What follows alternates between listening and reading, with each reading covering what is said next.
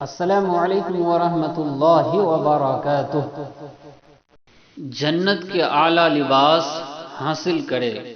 رسول اللہ صلی اللہ علیہ وسلم نے ارشاد فرمایا، جس مومن نے کسی بے لباس مومن کو کپڑا پہنایا، اللہ سبحانہ و تعالی اسے جنت کے سبز جوڑے پہنائے گا۔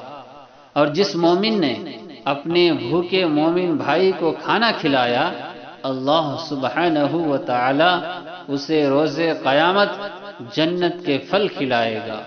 اور جس مومن نے اپنے پیاسے مومن بھائی کو پانی پلایا، اللہ سبحانہ و تعالی اسے قیامت کے دن مہر لگی ہوئی خالص شراب پلائے گا۔